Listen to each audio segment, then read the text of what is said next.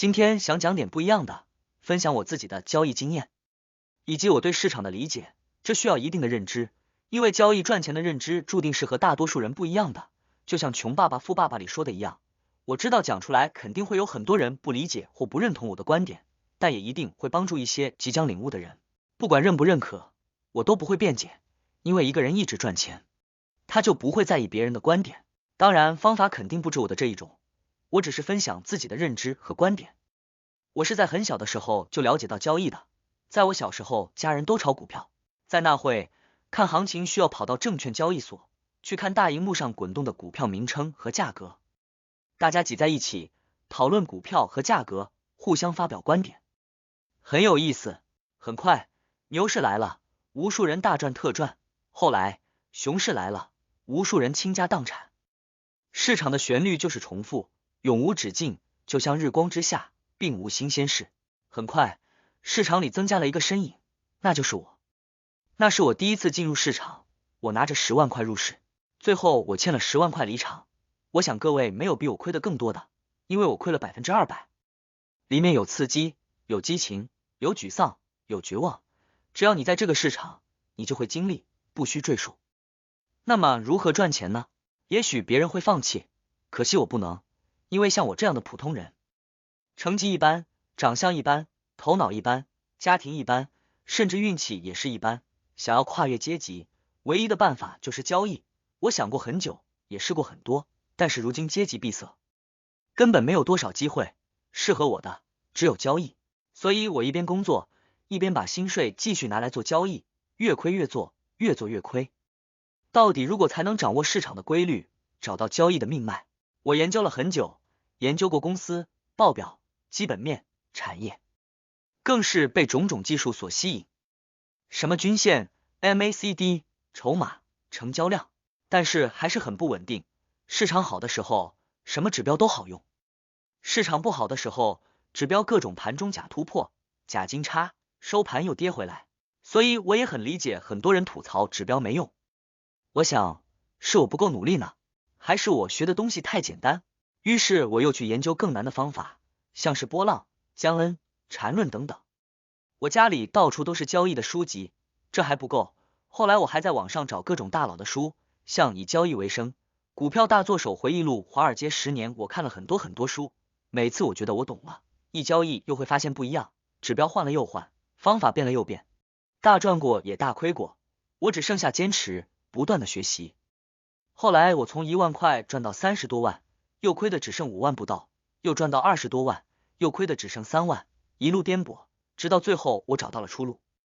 出路不是单单的交易方法或技术，更多的是我自己的全然变化。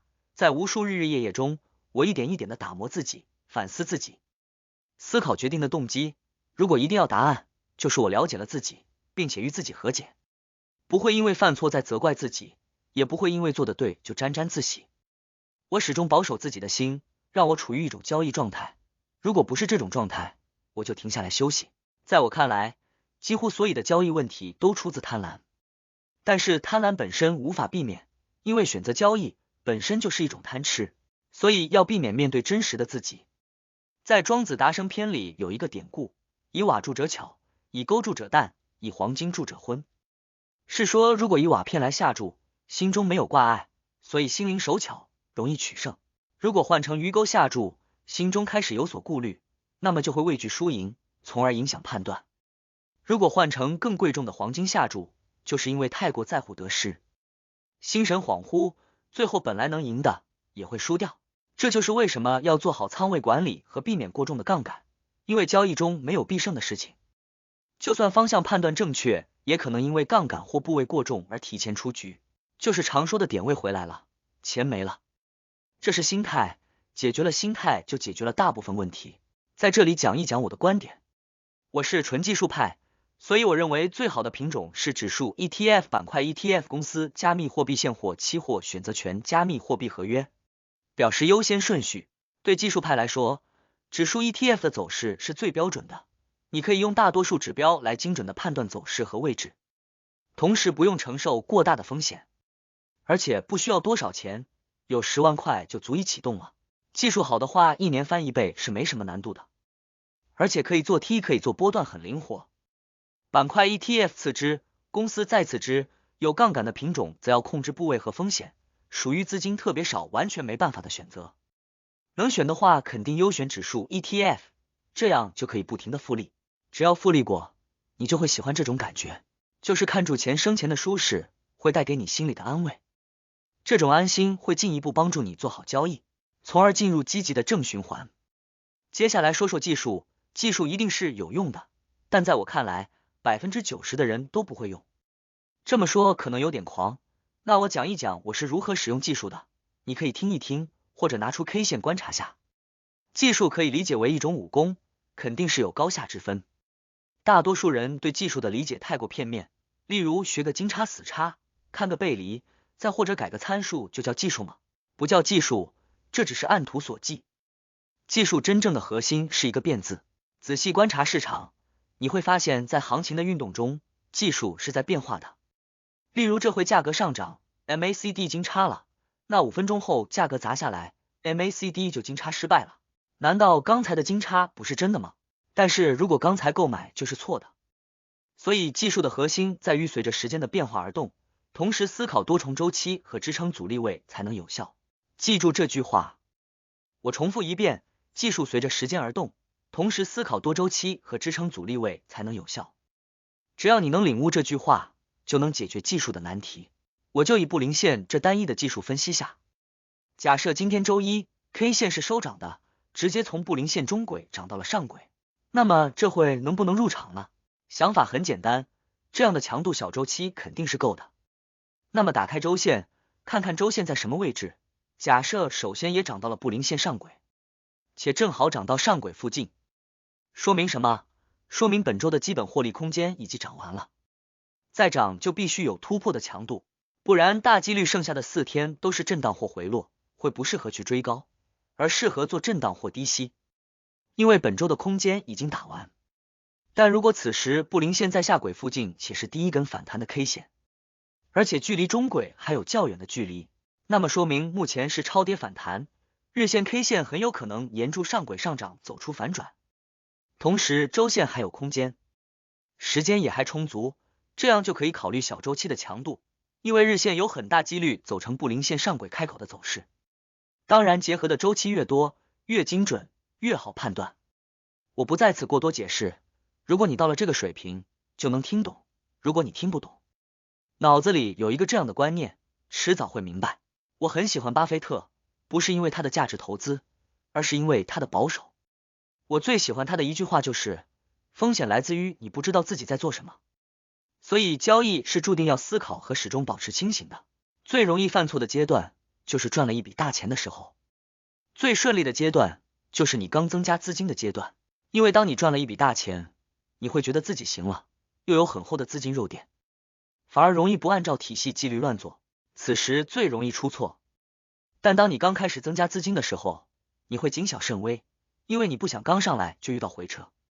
每一笔交易入场就要设置好停损和移动止盈，并且坚定的执行它，避免任何幻想影响自己，这是交易里最重要的准则。如果觉得把握不大，就不要做；如果看不明白，就不要做；如果不知道停损止盈设在哪里，就不要做。市场的话，尽量选择美股，尤其是美股的指数 ETF， 你可以打开技术来观察，是很标准的，可以让你不必耗费太多精力就开启复利之路。我来这个市场是赚钱的，我提着脑袋进来，吃掉别人，或是被别人吃掉，这就是我的觉悟。不要恐慌，也不要贪婪，按住你的体系来，只要你验证了体系是可行的，并且可以反复执行。要与自己和解，谁会犯错？我也会，甚至有时会反复犯错。不要责怪自己，而要反思为什么会犯错，是贪心没控制好部位，还是杠杆高了恐惧，还是因为赚钱了过度自信心理膨胀？找到问题才能解决问题，而不是立刻进行下一笔交易。我有一个很好用的纪律，那就是如果自己连续2笔亏损，那么一定要停下来，不管是什么原因，停下来休息休息，看看是不是对市场的评估有问题，或是已经上头了。这是很重要的一点，我认为是特别好的一个习惯。还有一点特别重要，就是你做交易的动机到底是什么？我是因为喜欢赢，喜欢这种征服市场的感觉。虽然我也喜欢钱，但并不贪心。我身边有很多朋友都是因为想赚大钱而做交易。这种人有一个特征，就是当有钱的时候，就会每天做交易，每天看盘。一旦没钱了，就一点也不看盘了，也不想着学习和研究。我每天都会看很久的盘，反复研究指标和市场的变化，包括不同的指标在不同的周期中表现如何。甚至很多以前研究的很深的指标还会反复研究，过一段时间或面对不同的行情和品种重新观察，寻找规律。这段影片留给有缘人，希望可以帮助到你度过交易的难关，早日透过交易跨越阶级，走上自己的人生阶梯。也在此与自己共勉，交易不是一天或几个月，选择走这条路是很难的，是千万人的资金汇聚到一个人身上，这既是交易的魅力，也是无数人的绝望。这是一种磨练，是一种选择，更是一种坚持。